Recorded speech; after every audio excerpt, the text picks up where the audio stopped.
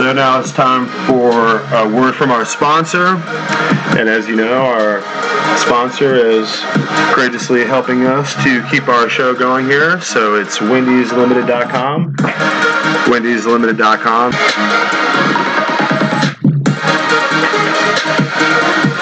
So wendyslimited.com. wendyslimited.com has all the hottest new styles and couture trends and latest boutique women's apparel and shoes and heels and flats and all kinds of just wonderful stuff. You have Hives and Honey jewelry armoire. It's been a favorite lately. And we have, of course, Windsor crystal lamps. I have one in stock in particular that has been a favorite. So wendyslimited.com is always open to help you get everything you need. Awesome Prada purse that we saw that Wendy's Limited just put up. So we have to think who out there wants to get incredible Prada fashion couture. You know that from what I hear, they're a favorite of many, many ladies out there, many women all over the place. In fact, I think you cannot find a single family member or wife or sister or aunt or grandmother or loved one or girlfriend or what have you that does not love Prada purses. So if you want to be totally awesome, you have to eventually come to grips with wendyslimited.com. Wendy's Boutique Limited has all the hottest new styles and latest women's apparel, everything you need to be totally awesome. If you're a woman or if you have a woman who's someone that you love. And of course, we all love women because they're just so awesome. That's why wendyslimited.com is so successful. So go check out Wendy's Boutique. wendyslimited.com is the only place to go.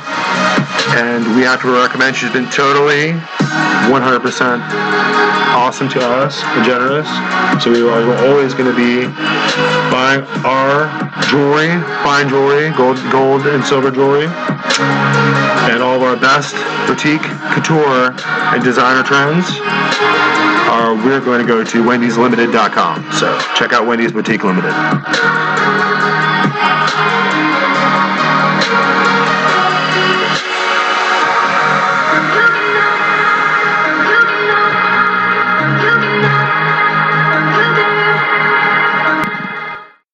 So as we carry on, we're showing you the news. You want some news? Here's some news. And some information? Here's some information. Of course, we're having these populist nationalists. That's what they're calling themselves. That's what they're trying to get us to call ourselves. I'm not going to call myself a populist nationalist. That's what they did in Germany. That's what they did in the Weimar Republic. After Hitler, it wasn't a republic anymore, right? Straight up hardcore, hard tyranny. Goose-stepping around, right? Using all the high advanced scientific and engineering prowess and superiority of the German people at the time to create a war machine to just annihilate everyone and to ultimately continue the Holy Roman Inquisition, right? So it's what they did when they would roll out for the Crusades. They would always stop along the way and do some pogroms, you know, kill some, wipe out some communities of Jews, right? Fucking Christ killers, right? Isn't that what the whole attitude of Romanism is towards the Jews and has been? Before Islam. I mean, we're talking about go back to 500 AD, before Islam, right? Islam didn't even exist. Got the Crusaders marching around, slaughtering Jews all around Europe, little communities of Jews. Go look it up. It's something they would do before they would set themselves to go and get annihilated by and as they would, eventually march down and go down to 100 years later, right? They would eventually have to go and fight the Muslim armies, try to free Jerusalem from the grip of the Caliph. And of course, they were routed and destroyed. The Crusader armies were absolutely annihilated. The Templar Knights were sent packing. Their whole reason for existing was to protect Jerusalem, and they couldn't do it. So by, 1001, right, 1002, 1003 AD, you can see that the Templars are no more in Jerusalem. And they're going to fight hard ultimately to get it back. By World War I, they did. By World War I, the Ottoman Empire is destroyed. General Allenby, I believe, marches, or actually he wants to be He doesn't want to be a conqueror. He wants to be seen historically as a pilgrim, and he's entering in as a faithful Roman Catholic into the conquest of Jerusalem and the Holy City in World War I, brought back into the hands of the papacy. Right? And that's where it's been ever since. That's why you have this constant contention between the Israelites in the land and the Palestinian people, whatever that is. Like we've said before, Palestine is just a fraudulent pseudonym created by the emperors of Rome long ago, when they 70 AD, when Titus would go in and destroy Jerusalem and conquer the city and take it over for Rome, and the people were butchered and raped and murdered. Millions, 2 million maybe. The entire temple of God was thrown down. The fire was so hot that it melted the gold in the temple and it just all fell over. Ever since then, that conquest of Jerusalem, the Roman emperors renamed the land Palestina. And Palestina just means Philistine. Right? Palestine, the Philistines, right? Giving the land back over to Goliath and his Philistine armies. David killed Goliath, remember? The Canaanites were wiped out. The Philistines were routed out. The Jesuites, at the time, they were killed and run off. The Jebusites, right? On and on. All the different Edomites, everyone in the area of Canaan that was not supposed to be there was destroyed by the people of Israel. The Israelites, the people of God. They drove them out. They sent them packing. Well, the Babylonian conquest of Israel was restored, was renewed and revived when Rome came in under Titus. Destroyed the entire city and the land. Salted the land so that you couldn't have any more growing of crops in the area, right? Just completely destroyed it and renamed it after their mortal enemies, the Philistines, right? So Palestine and the Palestinians in the area, who are various Arabic people, and maybe they have Egyptian family bloodline, Coptic Egyptian family bloodlines there around Jerusalem, Palestine, if you will. Fascinating, right? Brings back the old war between King David and Goliath and the Philistines and the Israelites. And that's what Rome has accomplished since the period of 1910, 1920, during the World War I, when they regained control. Destroyed, ultimately had their 12th crusade or 13th crusade, or however many crusades you want to count up historically. These knights of Malta, knights of the Templar Knights, they're there, right? They're there behind the Scottish Rite. They're there behind the Templar orders of the occult societies. You can't see them, but they're there. They survived. It's evidence everywhere. The knighthood orders. They serve the Pope. Right? That's why you get divine right of kings. Right? That's why you get knighthoods and royalty. The Knights of the Garter. Right? Well, they're just papal knights upholding the nobility, upholding the noble bloodlines, upholding the right of kings and noblemen to rule over the common people who are just mutts and slurry.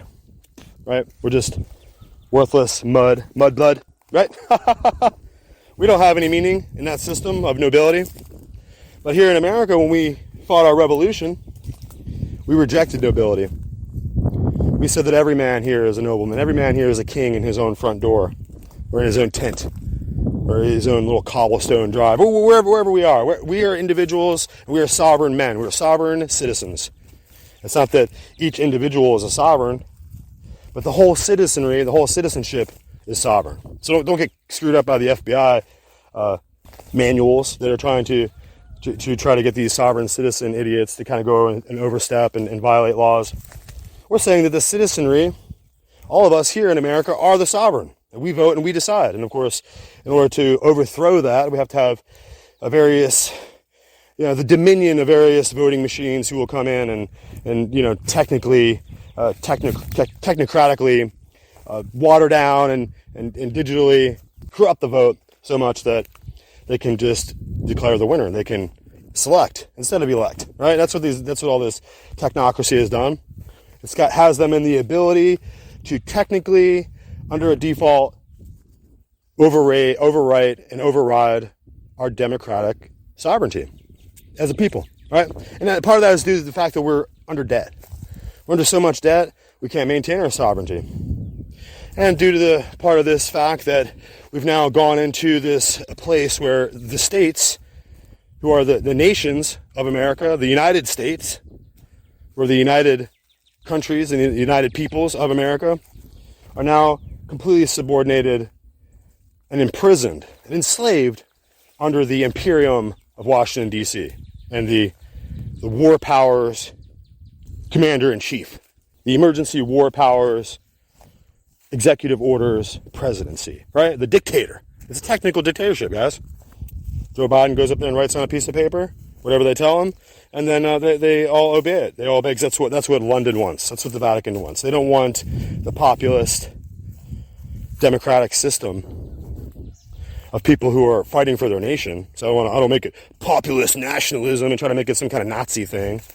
That's what Steve Bannon's trying to do. He's going to sweep us all into this radical, reactionary, Republican, Nazi fascist group. They're not going to do it. I don't know what's wrong with Trump. I don't know why he didn't fight. I don't know why he put Bill Barr in there and all those other people who betrayed him. I don't know why he didn't fire his FBI director when he saw there was problems from day one. I don't know why Donald Trump didn't put on his big boy nutsack and go in there and run the presidency. He was battered the entire time. He looked like a real big, strong, leader. And then after they were done with him, they sent him home. And he flew away, and he looked like a little boy.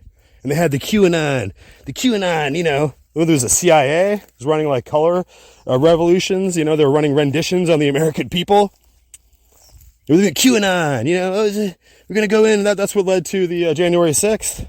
That's what led to all the FBI guys who were all there ready for you to come in and push you into this huge conflagration against the supposed power of America, against the people's house or whatever. They set this whole Fedsurrection up, and Trump was right there, being part of that. So I don't know how we vote for him again. I mean, I don't know how this. Are you going to do it for DeSantis? Come on, man.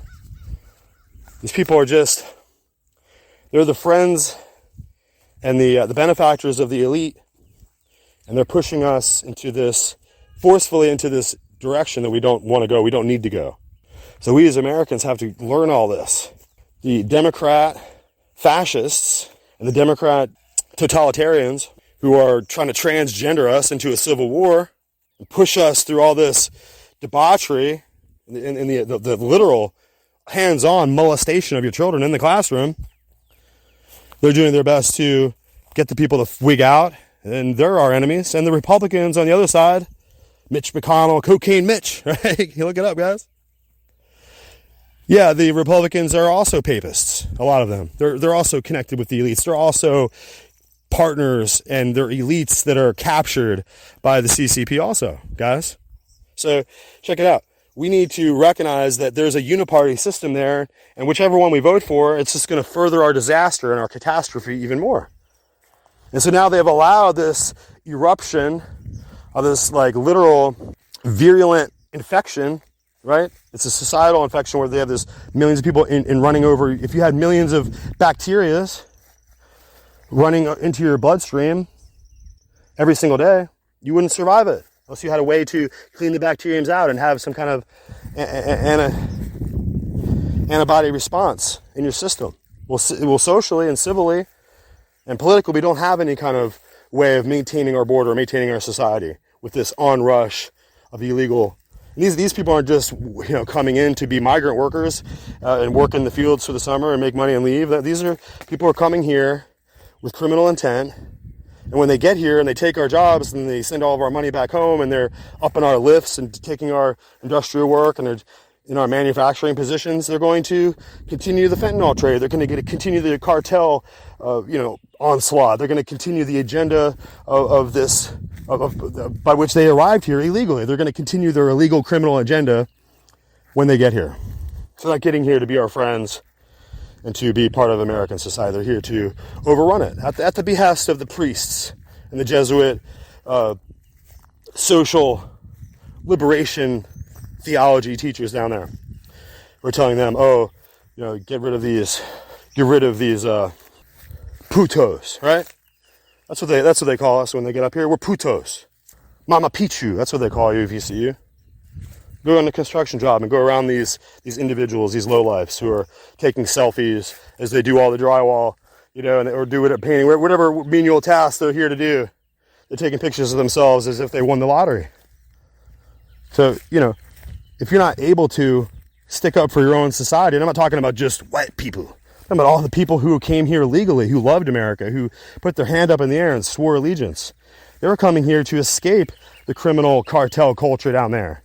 And now these morons up in Washington, D.C., these papists and Roman Catholic Jesuit worshippers like Biden and Steve Bannon. Unless Steve Bannon does something to separate himself from that vile church. Is it a church? That's just what you guys call it when you conduct your rituals. But they used to call you Roman ritualists. And then over here was the Protestant church, and you were the Roman ritualists. Just look it up. So I don't know how you became a church. I don't know how you kind of take that word. We're a Roman church. Okay, whatever, man. You're a Roman establishment of occult ritualism that's been around for thousands of years. But you're not here to benefit America. And so if you're all confused and now you're Roman Catholic, that's your problem, man. You're all confused. But your religion makes you part of the ideological push of the invaders. Your religion of Rome makes you part and parcel and partner with the cartel murderers. Those who are mixing the fentanyl batches, they're on your team, Roman Catholics. They're here to destroy Protestant America. And if Catholic America gets a little bit destroyed in there, they don't care. They don't care. Right? That's not the problem. They're here just to overturn historically what was a constitutional republic. Not a populist Nazi or populist nationalist movement or whatever Steve Bannon's talking about. What he's trying to drive us into. That's not what we are. We're American constitutional Protestants. We're part of the Reformation. We're America is a consequence of the Reformation, of the Gutenberg printing press. Oh, they hated that. Oh, that was technology.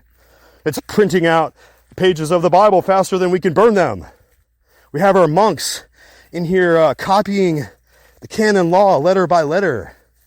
And that's the only technology we need to proliferate, the supposed sacred writ. No, we have the sacred writ of the King James Bible mass-produced mechanically with the Gutenberg printing press, and that was the work of God. So the syllabus of errors and all that, Bannon, you're a moron.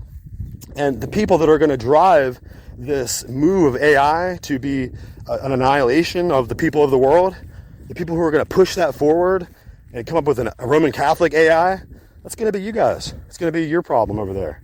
There's people here in America who are planting their gardens and who are washing their horses and who are milking their cows, who are planting their pasture lands and their fields with new crops. They're not into your AI, and they're not into your Santa Claus worship, and they're not into your whole papal agenda. Okay, because your papal agenda is designed to neuter the American people, cut them off from their relationship with their actual God and their Bible and their sacred writings that established this place. Right? Even Alexander Hamilton understood completely the Bible and the scriptures and the difference between the Protestant Reformation and the Catholic, Roman Catholic, Jesuit Counter-Reformation. So you have all these Jesuits, all these Georgetown graduates, Yale graduates, right? Ivy League. Wait, isn't that evergreen? Isn't that boughs of holly the same thing as ivy, right? It's just evergreen. Just like your Christmas tree, your pine tree, you bring it in your house, it's Ivy League, your evergreen league. Okay, let's make it all one thing. This is all just part and parcel of the old Roman system of paganism. That's what makes you Ivy League. That's what makes your boughs of holly. That would squeeze you Hollywood. Oh, holly, that was the kind of wood that magicians use in their wands. Oh, like Harry Potter? Like Hollywood? Like boughs of holly up on your wall? Like your wreaths? That's all you guys. That's all you. You're doing that. You're doing Hollywood. You're doing magical incantations. You're doing ritualism. You're doing evergreen trees. You're bringing in as symbols of Babylon. The symbols of Tammuz reborn. That's the Satanism. That's the history of the occult Freemasonic lore. That's the legend. The legend is that Nimrod, that Tammuz was reborn and he became the sun god. That's where you get Mithraism. That's where you get all this. That's where you get Roman pantheon religion and the worship of Isis and all this. So, excuse me for just separating myself from all of this wickedness and trying to teach you also to do it. Separate yourself. No more Hollywood. No more transgender magic sorcery. No more boughs of holly worshiping the winter solstice. Get over yourself. Get over the false traditions your grandparents taught you and start to lean and cling to God. Go to the Bible. Go see if George Washington ever celebrated these Christmas rites over time. He became a Protestant. He was a British officer, and eventually he became a Protestant. He was saved. He was baptized by Pastor Reverend Ganow, Baptist preacher John Ganow, Gano. He was the one who baptized George Washington. When you can't be baptized as an infant. You don't even know what happened. It doesn't have any meaning. You didn't choose it. He later chose by Pastor Ganow, George Washington, to become a Baptist, to become a Protestant, and to be baptized. After that happened, that changed his life. It's going to change your life too when it happens to you. It's going to change America when it happens to you, when it happens to us, when we're all in this together, and we're now, the deception is lifted. The truth is here. It's time for you to embrace that truth. It's not easy to unaddict yourself and uncoil the lies from around your neck and waist and that are taking you down. But this cult inculcation, this ritualist system of deception, it's all candy canes and Christmas trees and false light. False lights lit up at night. Oh, it's so pretty. False lights at midnight, right? These are the kind of things, this is Lucis. This is Luciferian. And I'm sorry to have to be the one to tell you and have to call into question all the things that you've held to be dear and true. But if you're not holding the right values to be dear and true, if you're not holding the right tenets and the right doctrines of the Bible to be right and true, they're in deception. There's lots of really faithful Muslims out there who really believe in the 5 pillars of Islam and who really believe in Allah as hard as they can every day. They beat themselves against the wall, believing. But it's a lie. So just because you believe as hard as you can in your false doctrine doesn't mean that it's true. I'm trying to bring to you the light. Open your eyes and see it, embrace it. And also you, Steve Bannon, here in this burning ring of fire, we'll tell you that you're the one who's endangered by rings of fire, sir. If you won't repent, turn away from this false religion of Rome, even if your parents taught you and inculcated it and indoctrinated it with you since you were young, there's no excuse. Now you're being told the gospel of Jesus Christ is against Rome. It always has been. It's against the imperator of Rome. And it always has been. Jesus Christ, Yeshua, HaMashiach, is against the imperator of Rome. He's against the papacy. He said, there is no father on earth. There's only your Father in heaven. He was talking about the Antichrist. He held up the coin. He said, whose face is on this? Caesar's, Pontifex Maximus. The Pope's face is on this coin of this euro, right? Right now you have euros, and you go look on some of these euros and you have the Pope's face. You have Caesar's face on there. It's Antichrist. Wake up. Begin to see it. I pray that God will cause the things, the crust and the junk and the blockage that's in your eye, the plank in your eye. I ask the Lord to just remove that so that you can see clearly. As we go forward, we're going to do our level best to show you these different aspects of this fight. And I'm not sure how when you're raised as a Roman Catholic from birth, as a baby, from an infant, 1, 2, 3, 4, you're already in your catechism and you're being brought in. You don't have a chance to intellectually develop and to decide this is what I think is the truth. You've just been brainwashed your whole life. You've been inculcated and inundated with it forever. So you don't have the ability to step aside and be like, maybe Christ is outside of this. Maybe Christ is not in this. Maybe when they do the transubstantiation and the sorcery where they supposedly turn the little bread into the real body of Jesus Christ, I'm taking a piece of his skin and I'm eating it right now and it somehow saves me. Somehow that doctrine is unclean and it's unsubstantiated and it's untrue. Because when Christ said, this is my body and this is my blood, he was saying it over the Passover Seder because they were going to eat the lamb. They were going to eat the bread of the Seder. They were going to drink the wine and the cup of the Seder. He said, this is my body. This Passover meal that you're breaking bread on, this is my body. So now they made it some kind of like Last Supper thing. No. Christ wasn't having a Last Supper. He was having Passover, people. He was the Passover lamb. He said, I am the Passover lamb. So as a Catholic, as a Romanist who's bent on this doctrine of the priest that's there to replace Christianity and replace Protestantism and replace the Bible with all these false ideas, you miss out on the true message of Christ. You miss out on the true explication of his symbolism and of his teaching. You're not going to go into some Roman mass and have a piece of bread that was magically transformed into his body, because you're not reading the book. You have some Douay-Rheims false translation.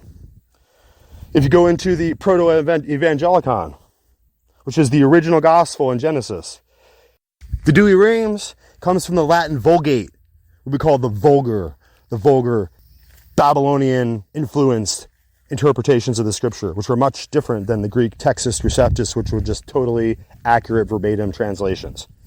The Latin Vulgate is a disgusting, reprobate perversion of the scriptures. And if you go back to the Proto-Evangelicon in the scriptures, where it said that out of the lineage of man would come a savior, and his foot and his heel would crush the head of the serpent. That's the prophecy. Believe it or don't believe it. That's what it says. It says that one would come from, a man would come forward and crush the head of the serpent. But of course, the Douay-Rheims has to uplift the goddess and has to uplift the Pachamama, ISIS version of occult history, which is exactly what the Theosophists like Alice Bailey and Blavatsky, right? Helena P. Blavatsky, right? They loved the vulgar Latin Vulgate because it uplifted the feminine matrix of goddess worship, right? So it says that in the Latin Vulgate and in the Douay-Rheims, it's going to say that Mary is going to come forward and her heel will crush the head of the serpent. I mean, you show that in all their statuary and their artwork. It shows Mary sitting in the crescent moon, like Isis, and her head is crushing the head of the serpent. That's the Douay-Rheims. That's the false perversion and the hermetic, the inverted hermeneutic of the Roman system. It inverts and turns upside down the entire gospel. Makes it all about Mary. They're all praying to Mary. Mary, mother of God. So God has a mother now, right? So, and then you go to Islam, and then over there in Islam, they're praying to the Holy Virgin of Mary, right? Christ is just, he's not really in there. Nobody else is really important, but Mary. Islam focuses on Mary, right? It's the same thing going on there, guys. It's the same inspiration. It's the same syncretism. It's the same system of occult indoctrination that's coming in there and changing Christianity into something else. Okay, changing into some kind of Santa Claus thing with reindeer and all that. Yeah, I'm sorry.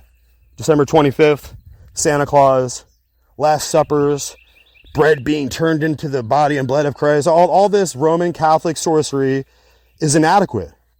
It's incomplete, and it's a deceptive lie. It's going to destroy your soul and that of your children. So it's time for you to embrace the Textus Receptus. I know I just did a little search there, and there's some internet bullshit about how the Douay-Rheims is from the Textus Receptus. That is a lie. The King James Version is from the Greek, from the Textus Receptus. Douay-Rheims is from the Latin Vulgate. They're totally separate, they're totally at odds, and they're totally opposed. Okay, this is just the way it is. So if you don't understand these interpretations and these translations of Scripture, then you're not really in this debate. You're not really in this intellectual competition that we're having here. You're not really involved. You don't really know anything. And that's really the problem with a lot of these Roman Catholics with their Douay-Rheims false Bibles. They think they have the Scriptures, they think they have the gospel, and they think that they have the Church of God, but they don't. They have the system of Antichrist. It looks like Christ, but it's Antichrist. It looks like the religion of Jesus, but it's opposed to him. And it's everything, the system of Rome is everything that Christ taught against, all in one. Everything. Even the entire political system of Rome has now been amalgamized into this Roman church. You know, the exact people that pinned him on their execution machine, right? Their execution machinery of the crucifixion of the cross, all Roman. So when you see Christ, he says, take up your cross and follow me. He's not saying take up your cross and become one with Rome and join Roman ritualism as it tries to take my entire message and make it their own and tries to keep me up on that cross as like some kind of dead guy. You go into Roman church, you're in there when you see some dead guy up there on, bleeding on the Roman crucifix, on the Roman execution machinery. That's Rome, dude. That's you. That's all what's sucking your soul out. That's what's making your money empty and valueless. It's what's, pushing these people over your border and destroying your country. It's what's causing your skin color to be all of a sudden a political, hyper-political controversy. Doesn't matter what color it is. Look at your skin tone right now. You. Look at it. You're controversial. You're problematic. Right? No matter what. And then into that mess, they're pushing millions and millions of illegal immigrants who are the lowest criminal scumbags of the world. And they're going to come over here. They can't speak English. They're not going to. And they're here to just ruin your civilization for you. That's Rome. That gets a lot of press or news, but actually there's an appetite for it. I think a lot of the states want what I want for the internet, which is an internet that is based upon user control. And I think with minors, that means parental control.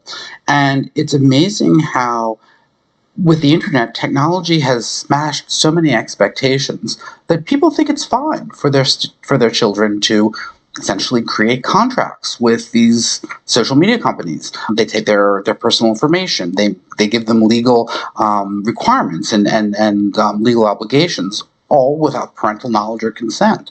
And so this is something very new, very different, and we've sort of accepted it for the last 10 years. And so a lot of people have been saying this is not the right way to go. And I worked with Jean Twenge, who's a leading social psychologist at the San Diego State University, who's worked in demonstrating the emotional and psychological harm that social media has imposed upon our children. I've worked with Bill Wilcox for the Institute for Family Studies at UVA, and Claire Morrell, who works at the Ethics and Policy Center in Washington, D.C., and we came up with a report of some suggestions of how the states can actually give more power to parents, because, let's face it, parents don't raise children these days, screens do. And that's a frightening thing. I mean, that's social disintegration. Well, and there's just the obvious thing, which is, for example, pornography being easily accessible to children right now that I think most people would be deeply concerned about. The transformation of porn, of the way people live, the way young people live, is one of the sort of unrecognized shifts in our society. I think it's because it's kind of embarrassing and sort of yucky to think about. But, certainly when I look at my students in their 20s, they're a lot less active romantically than I remember myself being. And, this is not just, an old guy criticizing the young generation. I mean, there's plenty of data showing that young people are not as romantically involved. They're marrying less, they're going on dates less, they're having sex less. And to me, pornography does very likely play a role in that, because it provides a substitute and distraction from romance and the dance of the sexes.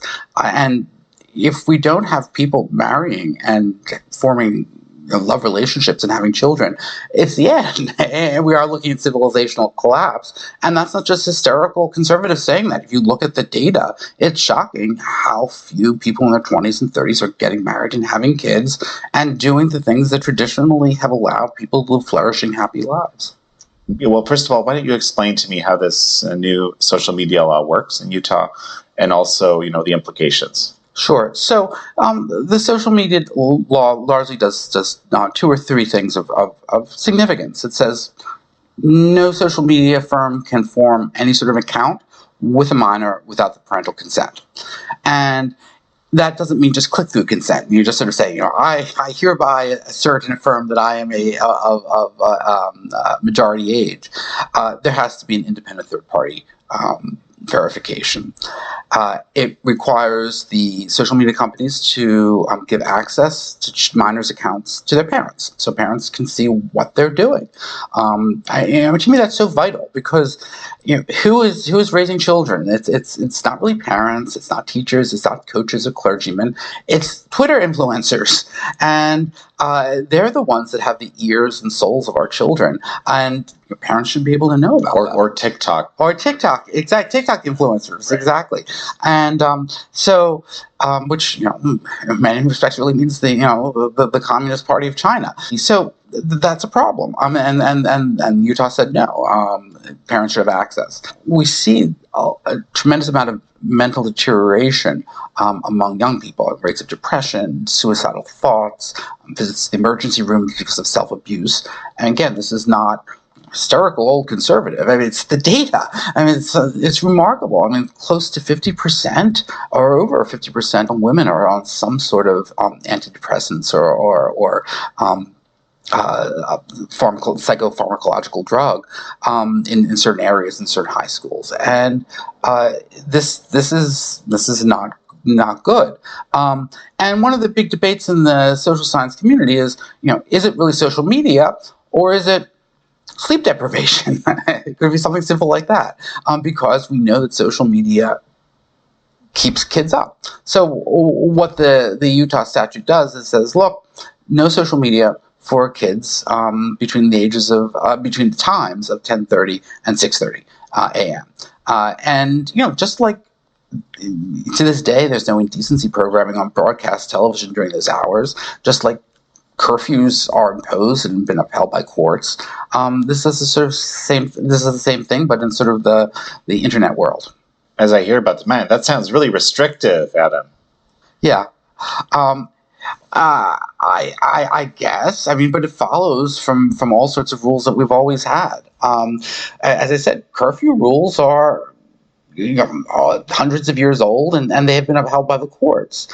Children have fewer First Amendment rights than adults, and for instance, indecency programming still exists. Regulation still exists for broadcast television. So for those few channels that you get on your cable that are actually broadcast channels, they can't have nudity, they can't say dirty words between certain hours of the day, and that's to protect children.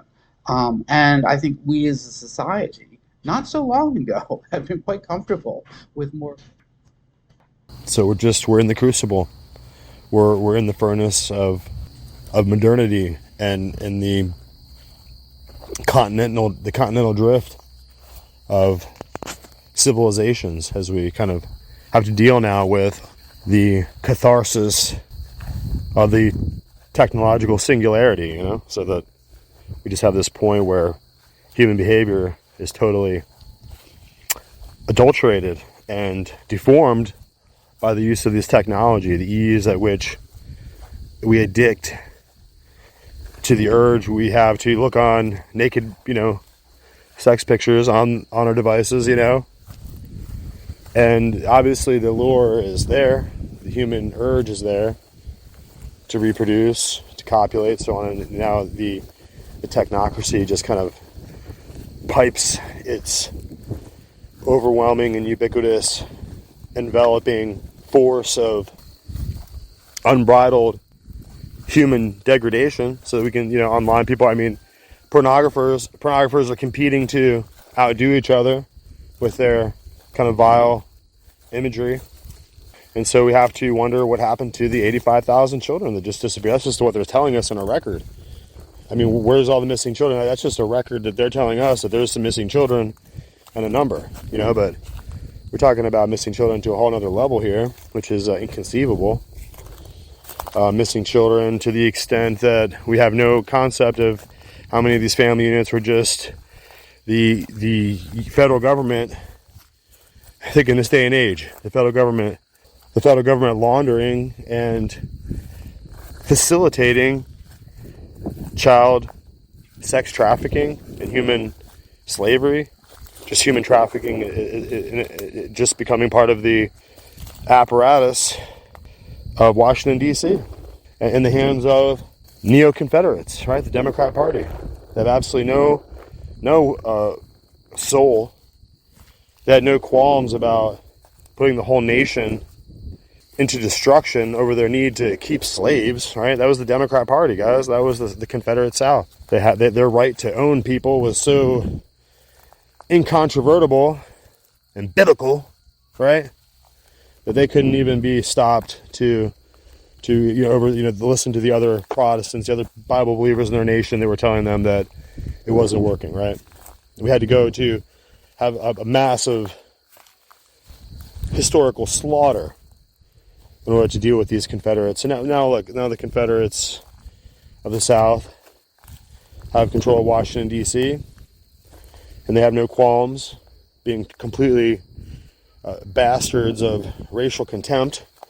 They have no qualms about creating BLM provocateur groups that are there to, in every case, overthrow and threaten civil society with fire and slingshots, ball bearings, knocking out the police, the eyeballs of police officers, which are just, the police officers are just you and me, just your dad and my brother and your uncle, and just people that we know and love. We're trying to maintain civilization, trying to hold down law and order, and do the work. And of course, these people are working on different levels as far as the deep state and Silicon Valley deep state and CCP deep state, right? This whole system of absolute out of control avarice and demonic will to power that's moving America in a direction of catastrophic decline.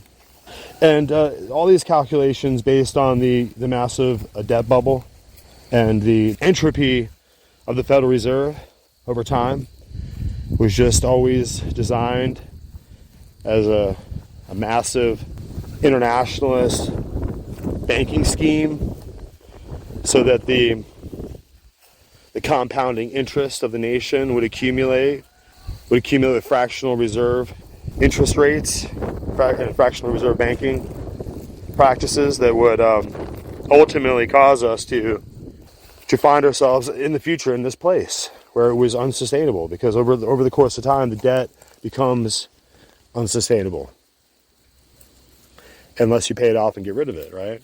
But we didn't. We just went into trillions and trillions and trillions of dollars. They're talking about having a platinum $1 trillion coin. It's really just going to be a $1,400 platinum coin. That's how much an ounce of, or coin of platinum is, like $1,400, right, or so. And it's just going to be a lie. Just like when you have a $1 bill that says it's $1, it's a lie. Just like that $1 trillion platinum coin is going to be a lie. It's just printed out fakery and forgery. It's insane. Whoever would take that ridiculous coin in lieu of, $1 trillion, whatever ridiculous number it is nuts. That's why the BRICS nations are now aligning all across the world and are aligning against the American popular democracy, because the whole idea here is to get rid of popular democracy and to move in with this totalitarian scheme. Once again, the dreams of totalitarian madmen, World War III approaching now. And we have to recognize that we don't have the energy supplies. We just used up an extraordinary amount of our own weaponry that we need to defend Taiwan. We just have the DOJ and the FBI and the CIA. I guess the CIA was involved with making sure they could overthrow Trump, right? That's what all this information, all in the work of this whole point of this whole podcast is just to point out that 51 traitors who should be hung by the neck, who have the power with their, I'm sure these traitors we're talking about still have the ability to go in and with top secret clearances and stuff, and there's probably no people that could get all of us killed and are getting all of us killed over time here with their treachery. But we have to do what we have to do to work as an American people to inform ourselves. The freedom to speak, the freedom to publish and print, the freedom to get out different news and opinions and make different facts known that are being suppressed, right? That's what we're doing here. We're going to make sure that all the information is there. And of course, we love you. We love everyone who's free to be in America and American freedom. And many, many different religions and people and nationalities and faith groups use and belong to American freedom and could not exist safely outside of American freedom, right? That's what American religious freedom is all about. It was always about repelling centuries and centuries and centuries and innumerable centuries and centuries more of Roman Catholic religious murder against any group they declared heretical, or any people they decided were not towing the Christian line, or anyone who would not do religious works the way that they their prelates determined could simply write a letter and have the Inquisition haul you away, and you were gone.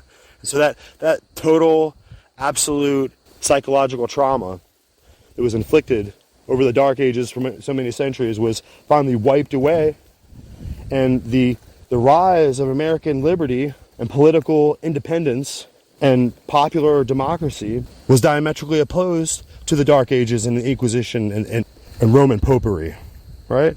So the idea of building a government for the people and by the people to liberate human rights, well, that liberty was the liberation of humanity from the Roman system. So Western civilization was born out of the Protestant Reformation and the proliferation of knowledge in the Renaissance and the Great Awakening that arose out of this period of this golden age of enlightenment, right?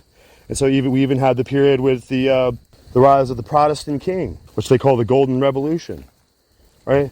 William of Orange. I mean, I'm not an expert on that history, but there was the Orange Order, who were Protestant men of oath who were dedicated to looking after the Protestant people there. But over the course of time, you have to recognize that America is ultimately succumbing to all the machinations of our enemies over time. And we're ultimately this war machinery that was being forged long ago and brought to bear and brought to fruition in this age. Same thing with the debt weaponry of the Federal Reserve, right? Back in 1913, that was established to ultimately bring American economic power into the grips of European elite nobility and knighthood orders of the Pope, right? On and on. So that's what we're going to be dedicated to exposing here in Looking Glass Forum. So as we're going forward, we have a few more things we want to just present to you. And we have just an interesting clip but with Robert Spencer. He usually does Jihad Watch and does a lot of interesting exposure of some of the brutality of Islamic extremists around the world, which are, generally a tiny fraction of the large body and population of billions of Muslims around the world. But some of those extremists and ultimate fundamentalists of Islam are going to ultimately be a force within Islam for as long as Islam exists, because they believe they have to ultimately conquer the world.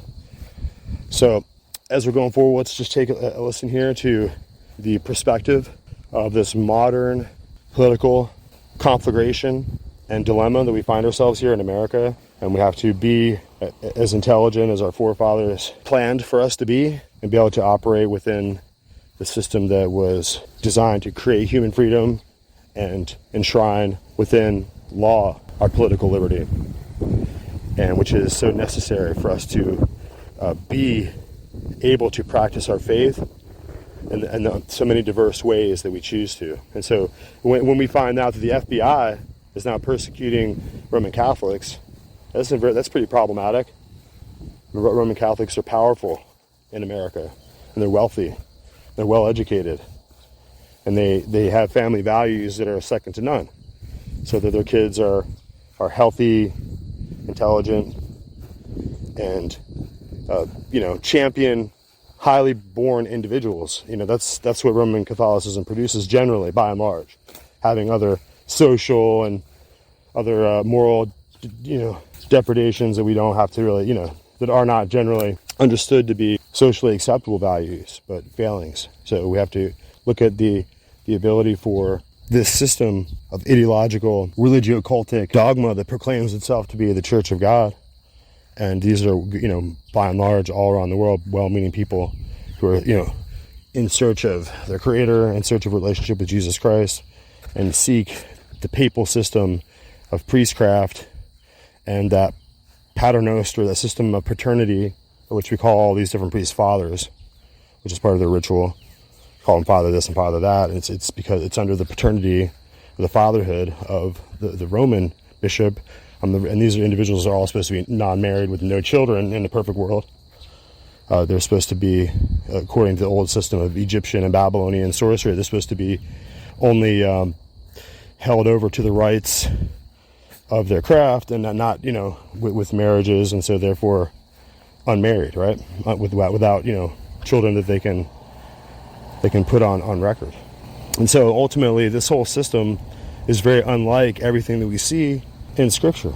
And it's against this system that we ultimately are pushing back, the system of archdioceses all across the world, and the system which constrains the conscience and the moral power of good Christians to follow myths and various superstitions that are unhelpful and destructive to the human mind, and do not deliver what people are seeking, which is a close walk with Jesus Christ. In order for you to do that, you need to open your mind and your heart and take a look at the scriptures of the King James Version, 1611, Textus Receptus, as we said, and check that out, look at the red letters, and have that relationship with Jesus Christ. But understand that you cannot find that light in the spiritual darkness of the repetitive prayers and the subtle, esoteric, mystery religion at the heart of Roman dogma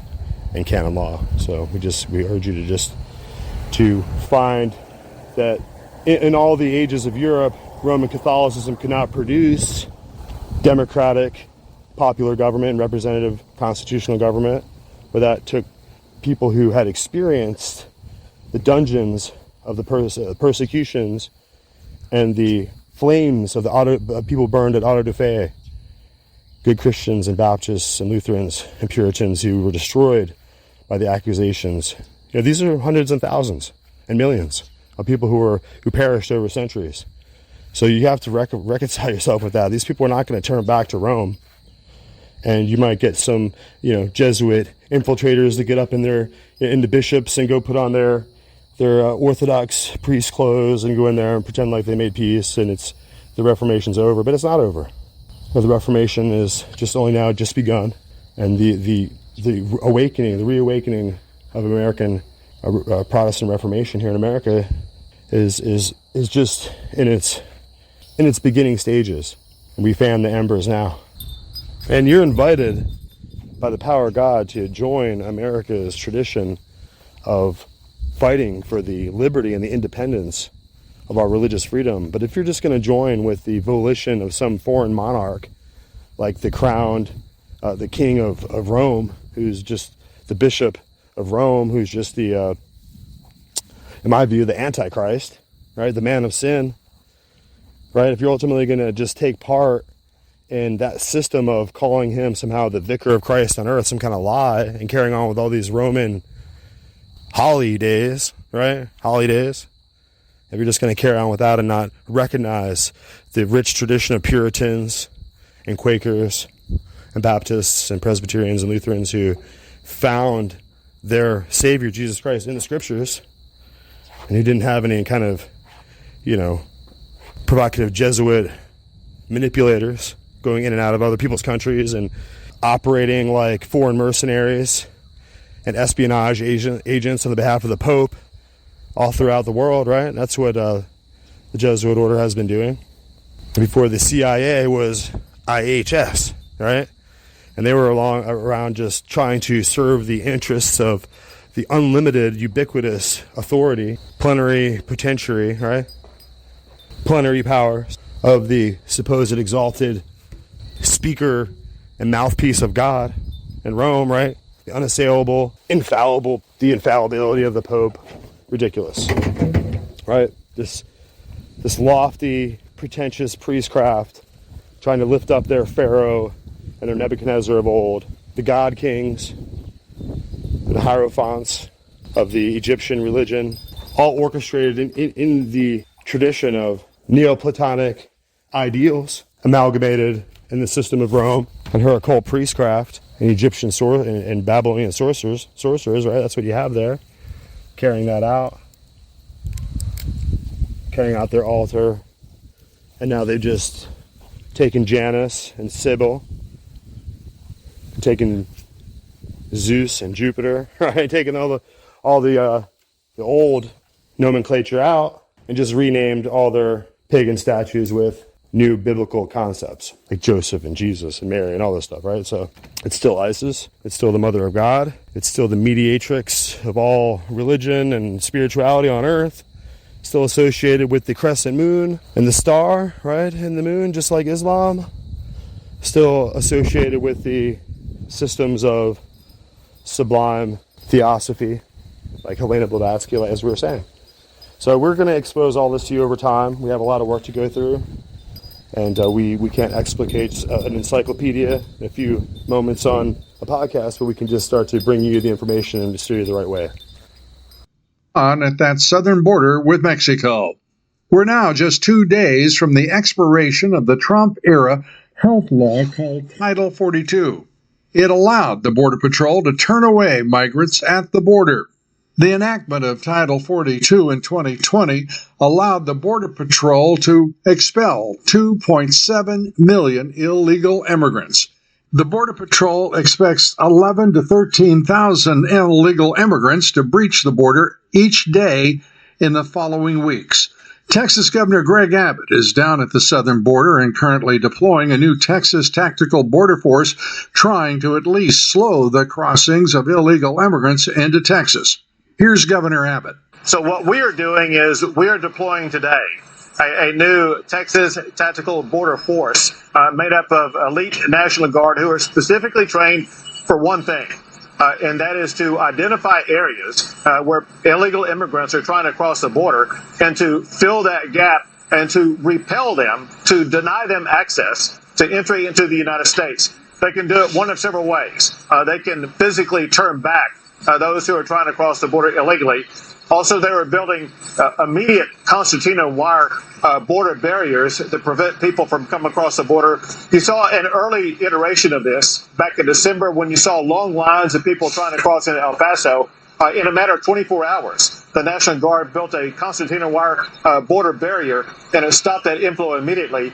We're using strategies like that up and down the border to identify locations where the cartels are trying to smuggle people across the border and put a stop to it. And please listen to the difference in tone.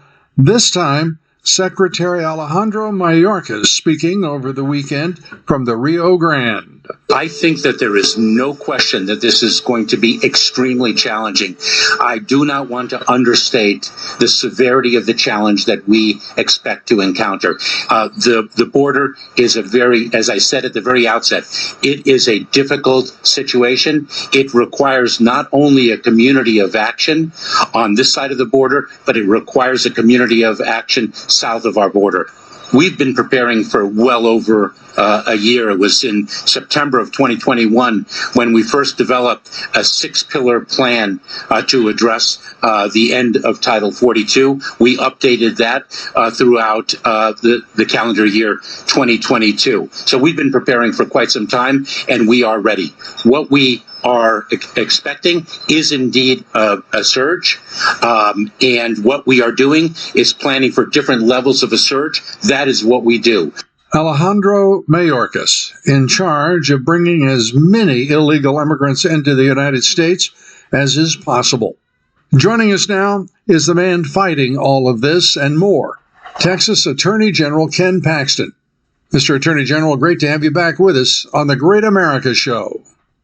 Well, no, that's exactly right. You have stated it correctly. This is a government that ignores federal law, not just ignores it, but operates in complete violation and encourages and sends signals to the cartels, bring as many people to the border as you can and we'll take them. They don't have to run. They don't have to hide. We will do as much for you as you can bring. So it tells the cartels, they're making 8,000 to 12,000 a person. Tells the cartels that they can increase their profits if they can just get more people here. So that's what the Biden administration done. It also signals to the cartels that the border's wide open for drug importation, fentanyl, and the consequences of that obviously are devastating. The Biden administration has done everything they can to encourage that and to empower and enrich the cartels to get really good at it. To get really good at it with the assistance of the Biden regime. Mr. Attorney General, I can't say it any other way. The Biden administration, Joe Biden, is an absolute complicit alliance with the drug cartels. There's no doubt about it, is there?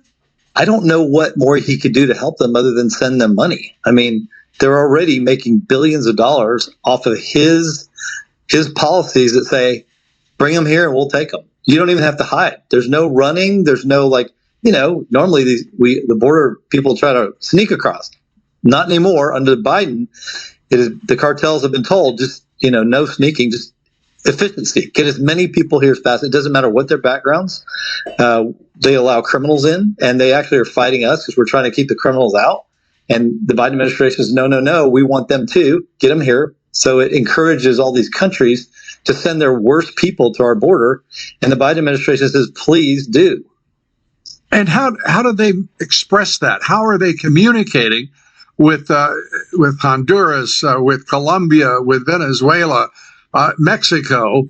How are they making it so clear and in some way, obviously, supporting their transportation from whatever their nationality from South or Central America into Mexico to cross the border?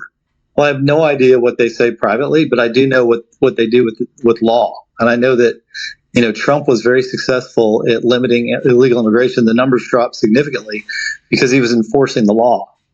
And so what the Biden administration has done is they've focused on the things that Trump did well, the laws that were enforced, like, Title 42, the Remain in Mexico, stop the catch and release, build the wall. Those things are all eliminated. And so, Trump sent the message, hey, we're not going to let you do this. Biden sent the message is not only we're going to let you do this, we're going to help you. We're on your side. Do it as fast as you can. And we will empower you. You can be as rich as you can, as much as you can do. We will make you as wealthy as you can be. Just get it done. And the unfortunate thing is, obviously, kids are dying. And the cartels are using their resources, which are significant now, to build infrastructure, not just in these other countries, but throughout the United States, so that they can continue this, forever. And we know that they will. And HHS official testifying last week that there are 85,000 children missing. And those are only the children that the agencies and the departments are aware of. 85,000 children missing, and no one has made a bust on sex trafficking that I'm aware of any note in the last 5 years. What is going on? If the Biden administration was not for that, it wouldn't happen. They would have kept they would be enforcing federal law. They would have looked at what Trump did and said, look, this actually works. Look at the numbers. And we all know what's happened to the numbers since Trump left. That within a year, the illegal immigration had increased 300%. It's likely to increase more with Title 42 going away. So they targeted it. They said, what can we do to eliminate the roadblocks for illegals, no matter what their background, to come into this country? And so I have to say, the consequences of that are a lot of bad things that they knew would happen. But in their minds, it's well worth it, whether kids are trafficked, whether sex trafficked or work trafficked, or whether it's kids dying from fentanyl overdoses. They're willing to make that trade to get the consequences that they want, which is more illegal immigration in our states, particularly in Republican states where they're hoping that will cost us a lot and harm us because we're doing so well as in comparison to Democratic states. This is a way to hurt us. And second, they're hoping for votes from this. Well, there's no doubt that there is a cost, and a high cost, but there is one that often isn't measured, and that is the damage to the middle class, working men and women and their families in this country, by bringing in labor that is not only competitive, but is undercutting the wages of American citizens, the middle class, all of the working men and women who aspire to be part of that middle class. And it is an obscenity what is being done to them by the millions. The idea that we would sit here and put up with the outsourcing of millions of jobs by corporate America, and now they say we want more illegal labor, and away go, the spigot's open and here they come. I just cannot comprehend how they're getting away with it. We all know Alejandro Mayorkas sitting in front of committee after committee, the Senate, the House, whomever, lying through his teeth. And he sits there with that smirk and says, I just don't know how, and I don't know why these people are surging across our border right now. he's lying through his teeth. Yeah, there's no doubt. I mean, that guy should be impeached. He's spit in the face of federal law. It's his job to enforce that federal law. And then he gets up there and he lies to the American public and does it with a smile. Hey, there's no crisis. Well, I don't know how you can look at the numbers that he's looking at, know the consequences of the increase in deaths from fentanyl, know the consequences of the increases in crime, know the consequences that you've lost 85,000 kids and probably a lot more, and know what it's doing to the American worker, and that human trafficking and sex trafficking is thriving. I don't know how he can say we're not in a crisis, or even that there's at least say that I've got a real problem and we haven't done a very good job. No, he just lies and says everything's fine. And I have never known a time when the Border Patrol, the union for the Border Patrol, said point blank, this administration is killing us and won't let us do our jobs, and we have a crisis at the border, and everyone in the national media ignores it. They ignore the very people who are charged with that responsibility to implement security at our border. It's one of the questions I want to continue to take up with you, if I may, Mr. Attorney General. We're talking with Ken Paxton, the Attorney General of the great state of Texas. We'll continue our conversation about what is mayhem on the border, the Texas border with Mexico. We're coming right back. We're back now with Texas Attorney General Ken Paxton. How will you, Mr. Attorney General, be able to stop these illegal immigrants, and to what degree will you be able to stop them, if at all? So we're in many lawsuits. I think the key one, Title 42, is obviously gone because they're ending that whole policy of having an emergency for this purpose. We've got a suit over the wall, but that's only for what's been appropriated that he hasn't spent, that he was supposed to spend. That won't solve the problem.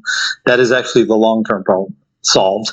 But it's the remain in Mexico. This is how they're using this little exception that's only supposed to be for political and religious persecution, and they're letting everybody just claim asylum. And so we're in a lawsuit saying, hey, you're not following federal law. Under federal law, you're supposed to either detain them or send them back to their country or their contiguous country until they've had their hearing. Instead, they're bringing them all in, they say the magic word, and then they transport them around the country to the places they want them to be, and they disappear and they never come back. So if we can win that lawsuit, they actually have to enforce federal law. My concern is that Joe Biden has no respect, his administration has no respect for what the judges say, what Congress says. He operates independently of a constitutional government. And unless we change presidents, I think we've got a guy that could really literally doesn't view the Constitution as a limitation on his power, which means then we don't have a constitutional republic. We have more of a ruling leader, whatever you want to call him, monarch, dictator, whatever. It's more like that than anything we've ever had. I called them totalitarian Marxist Dems because they are the ones who are in charge of this impaired puppet president. And no one should make any mistake about it, folks. This president is nothing more than a figurehead at best.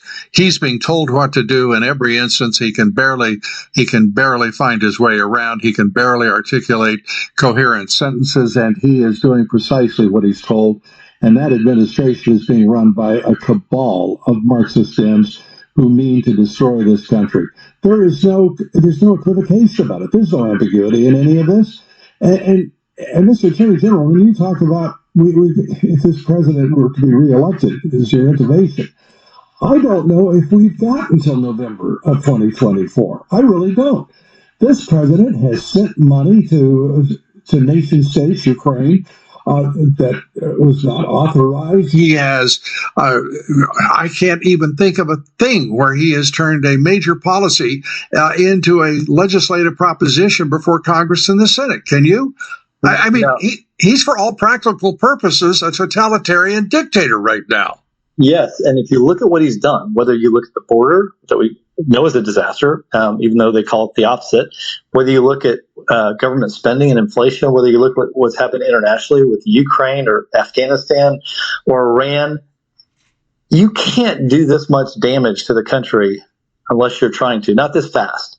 And the fact that you look at everything he's done, none of it is beneficial to the American to the American way of life, freedom. And so all I can do is surmise this is not some accident. And now, he kind of gets away with it because everybody thinks he's incompetent, but the people behind him do not love this country. And they are doing as fast as they can. They're trying to do as much harm as possible. And they've done it. They're doing it. And we're unfortunately, we voted for it, or maybe we didn't. We'll have to, hopefully someday we'll know the truth of all of that. Yeah. That's still an open question, no matter what. The Marxist ends want to say, no matter what the Supreme Court and other courts across the land refuse to do, which is to make a decision and a ruling on the facts before them on election integrity. It is true. And so we really are going long in this episode, and we don't want to take up too much of your time, but we just have to add this little piece by Robert Spencer. So good, so insightful, so really prescient and needed in our current discourse.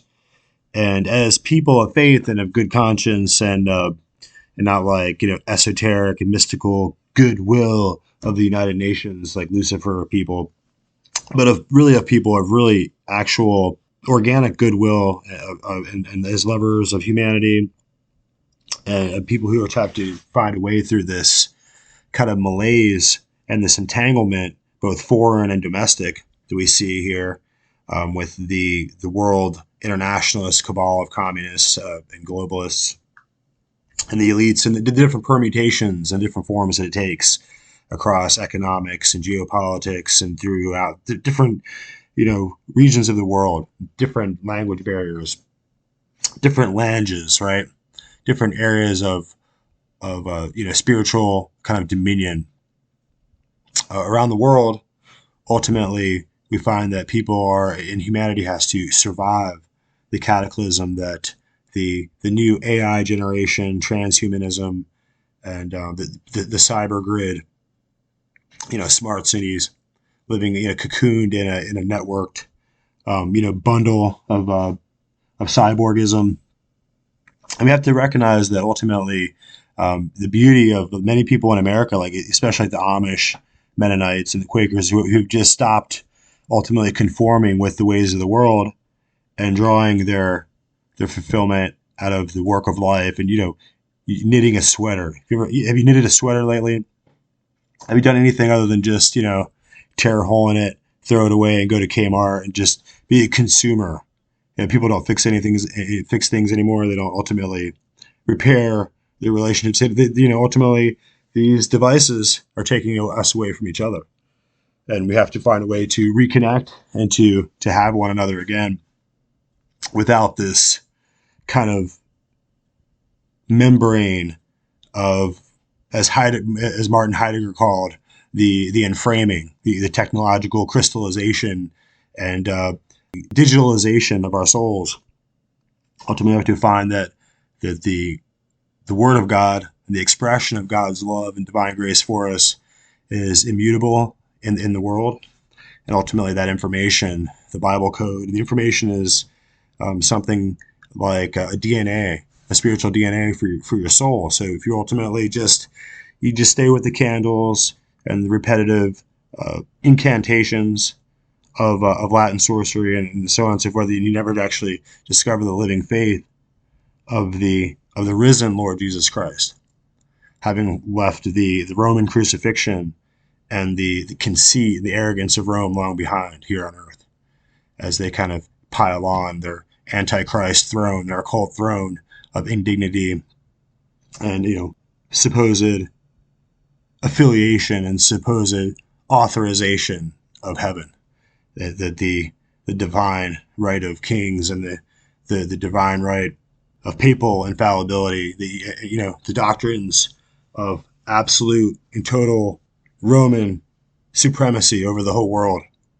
and at the point of their spears and their crucifixes and their Inquisition torches and their priests. You have to remember that the Inquisition got so out of control in the hands of the friars that ultimately the Jesuits took that over very, very late in history, in the 16 and 1700s.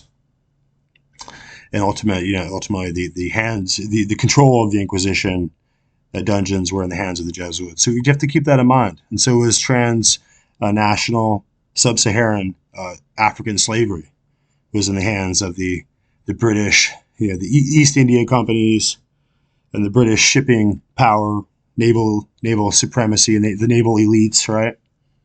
Ultimately, they made sure that the slavery, the doctrine of slavery of Islam and of the Roman popes was enforced. So just keep that in mind also as we move forward.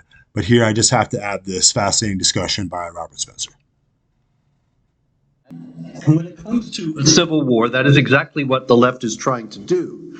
They are trying to create a win-win situation for themselves. And the win-win situation goes like this. Push the craziest, most extreme, most insane things onto the public. Like who 5 or 10 years ago would have thought, oh, pretty soon there'll be drag queens in first grade classes, and you're a bigot and a hate monger if you think there's something wrong with that. And if you object, then you are branded an insurrectionist, and an FBI investigation is opened up against you, and who knows what kind of misery would follow that. So it's a win-win situation for the left. Either we sit back and we take all this, their radical social and cultural agenda, and their radical political agenda, or else if we fight back, then they will use that as confirmation of their false claim that the right doesn't want a constitutional republic and wants to destroy it and create some kind of dictatorship and crack down on the insurrectionists. So either way they win, whether we act or whether we just sit back and accept it. Now that's the dilemma that they're trying to create. There are all manner of ways in which it might not work out for them. But it's useful in this time when we have never been closer since the 1850s and the beginning of the 1860s to a civil war. It's useful to look back at how the first Civil War began and some aspects of it in order to understand where we are now. The Civil War, in the first place, if you remember from history, if they taught you this, yeah, they probably taught you this, they taught us this, but the younger children don't know anything about any of this. The Civil War began because of a showdown where one side blinked. It might have been avoidable, but both sides were trying to make the other side start the war. And so they could then portray the other side as the aggressor. What happened was various states of the Union, starting with South Carolina, voted to leave the Union. Now, when that happened, did the federal troops pick up and leave those states? No, they became Confederate troops. Almost everybody was in favor in the states that left of leaving, and so the military, the Confederate Army, was formed of Union troops who were in the South, who followed the states into secession. In Charleston, South Carolina, in the harbor, there was a fort, and the state of South Carolina, Fort Sumter, and the state of South Carolina voted to secede. In Fort Sumter, the general in command of the fort was named Robert Anderson, and he was from Kentucky, which was a border state. There were some people in Kentucky who were favoring the South and some who favored the North.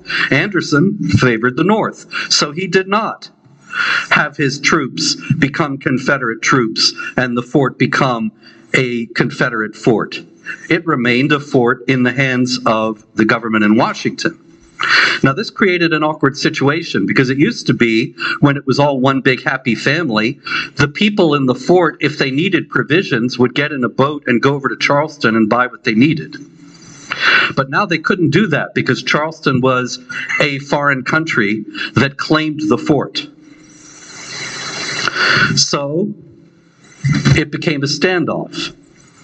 The South made it very clear to the new president, Abraham Lincoln, if you send troops send a boat to give supplies to the troops in the fort, we will consider that an act of war because the fort belongs to us.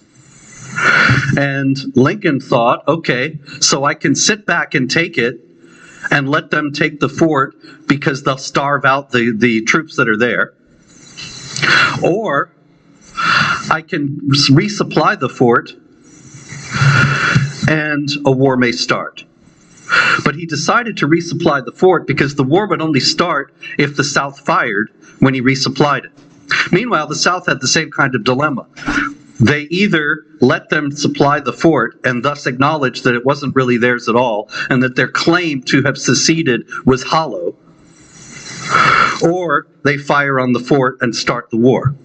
So, of course, they fired on the fort. They started the war. And so then Lincoln could say for 4 years, we didn't want this war. They fired on us. But he couldn't let them go either because of the fact that it was a real insurrection, not a January 6th insurrection. And he had the responsibility as president to put down an insurrection. So both sides were trying to outmaneuver the other in the same way. And we see the left playing the same kind of game today, that they're trying to maneuver us into a situation where we either sit back and take it, or if we fight back, then they use that against us. If it comes to a civil war, though, it would be much worse than the first one. Or if we fight back, then they use that against us. If it comes to a civil war, though, it would be much worse than the first one. And we can all hope that it won't. Because the fact is that in those days, there was one very good fact in all the terrible things that happened at that time, and that was that there was a geographical division between the two areas of the country that were so at odds with each other. The pro-slavery people were all in the southern states, and the anti-slavery people were in the northern states, and so it was very neat. James Buchanan, the president before Lincoln, as a matter of fact, was willing to let the South go and become a separate country and make a clean break. And that would have been the end of it. Probably would have led to a number of other problems, but that's another story. Now, in the present period, there's no such geographical distinction. You are living testimony to that because you're here tonight. You are generally then probably on the conservative side of the spectrum. You probably don't think very much of Gavin Newsom or Joe Biden. And yet the people who do, or at least seem to, they are very much in charge in California. So what happens? If there's a civil war, California goes with the left side, and then what do you all do? And what we're looking at, actually, is that if there is civil war in the United States, as I hope there never will be, then it would be more like the Liberian Civil War, the civil war in the West African country of Liberia in the 1990s, than it would be like the American Civil War in 1861. The Liberian Civil War was extremely bloody, and it was neighborhood to neighborhood, street to street, house to house. And that's what it would be if it ever came to that. We can hope it will never come to that, but unfortunately I have to give you more bad news, and that is that the divisions in American society now are much greater than they were in 1861. In 1861, Abraham Lincoln could appeal, and he did several times, to the Christian Bible and to Christian principles because he knew that the vast majority of people in the South and the vast majority of people in the North shared that perspective. And so even in his magnificent, it's a rhetorical masterpiece, his second inaugural address, if you shared that perspective.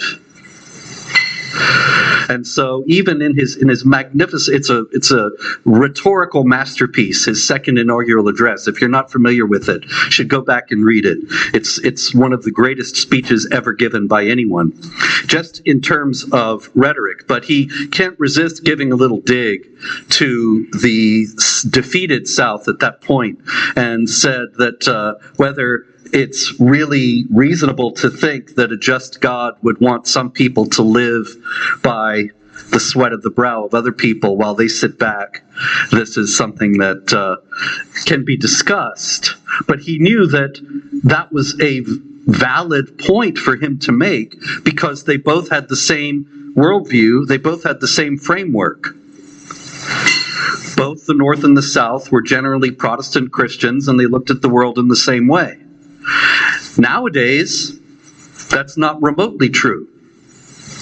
You have Jews and Christians on the right, Jews and Christians on the left, and the biggest divide is not between Judaism and Christianity or between religion and atheism, it's between the right and the left. And you have right-wing and left-wing believers in all the religious traditions, with one possible exception in Islam. That's another story too, but I've discussed that one enough. The division, if it came to it today, it would be much wider. And it would be a lot harder for a president of the stature of Lincoln, if we ever have one, to be able to find anything common on which to appeal. We're talking about people with radically different values, with a radically different view of the world. And radically different values, I think, is nowhere clearer than in the transgender controversy, where one side is saying, you are going to drive children to suicide. You are monsters who are not letting people be who they really are. And you don't care how many of these children die. And the other side says, you are the monsters that are mutilating young people and making them think that a life after this kind of mutilation and a life of dependency on pharmaceuticals and being at war with every cell in their body is the way to become their true selves. How can those two positions be possibly reconciled? As William Seward, who was running for president in 1860 and was the front runner, but was surprisingly defeated for the Republican nomination by Abraham Lincoln, he said it was an irrepressible conflict between the North and the South. And if that was, this is 10 times more of an irrepressible conflict.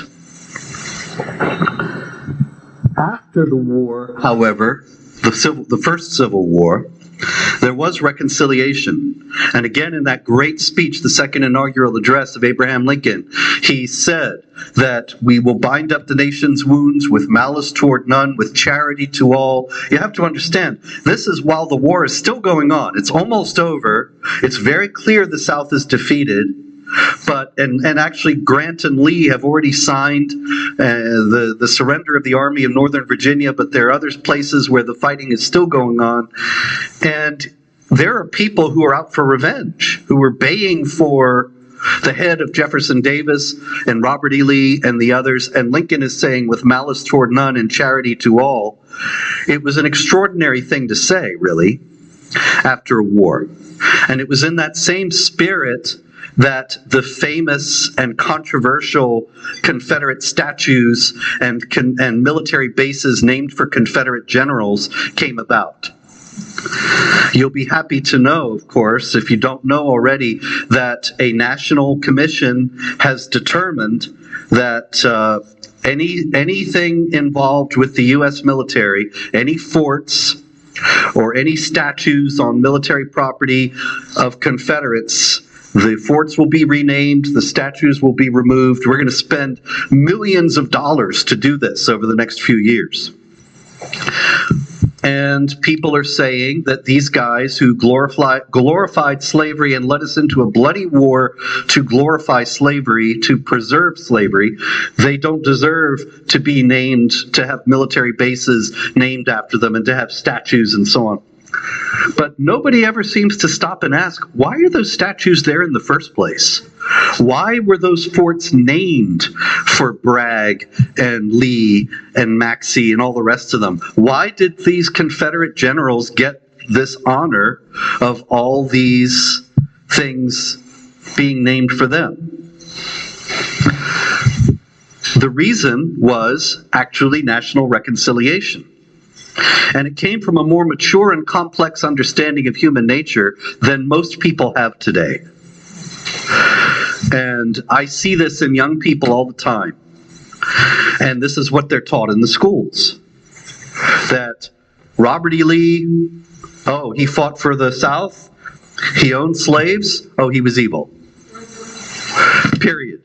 100%. Black or white, that's it.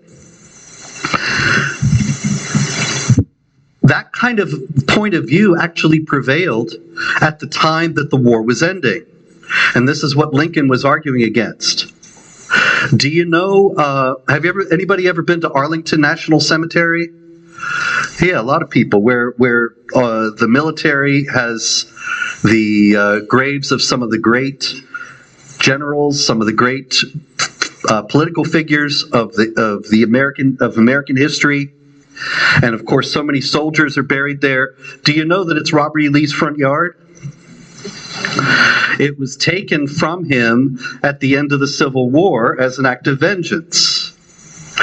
That he had led the South in this war. They were now going to put the graves of all the soldiers on his front lawn and make it a cemetery and rub it in. When in the 1930s and 1940s, the American government actually agreed to name Fort Bragg, and Fort Hood, and all the rest of them after Confederate generals. They were not doing it because they were racists and loved slavery. That's the line now. That all this was really because these people secretly wanted the South to win, and they hated blacks, and so they wanted to name these monuments and forts after these Confederates because they were Confederate sympathizers. That is not the case. That's not what happened.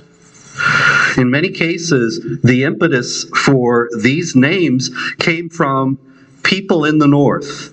These things were done because in those days, people understood that you could have a general like Robert E. Lee, and he could have many great noble qualities of courage and dignity and heroism, and still be a flawed human being.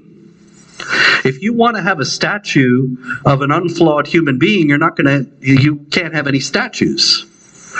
And ultimately, if you want to play the cancel game, you're going to cancel everybody, because everyone has various flaws. And this was known in the days when the statues went up. And it was understood that they could say, we can praise the good qualities of these people without affirming that that means that we think they were right about the war or about slavery.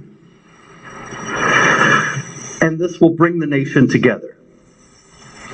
Now, of course, what they're doing now in tearing them all down is trying to tear the nation apart. Not just by tarring these people as 100% evil because they fought for this cause that was fighting for what is inarguably an evil, but also because then they can make us all ashamed of our culture and heritage in general. Whether you are from the North or from the South, or whether your family came here after the war and you had nothing to do with it whatsoever, it's part of American history. It's part of who we are as Americans. And the reconciliation that is manifested in the statues is part of who we are as Americans. And so to tear it all down is to say, no, to be an American, it's a bad thing in itself. It's evil in itself, and you should have nothing to think of in your past and your cultural and political national heritage other than shame. Because there is no good in America. And once they have taught a whole generation about that, then who's going to want to defend the United States if it were attacked? And so it's a very clever scheme. You got to give them credit. They've thought it all out very carefully, planned it all out with incredible precision. But the idea is now widespread among young people that America is some uniquely evil entity, when actually America has been a uniquely remarkable beacon of human rights in the world. This is why those of us who are the children of immigrants came here, or why our families came here. Because of what America is. So the idea, ultimately, is to make America more easy to tear down. And this, of course, is not just limited to Confederates. I started with the Confederates because nobody really wants to defend them.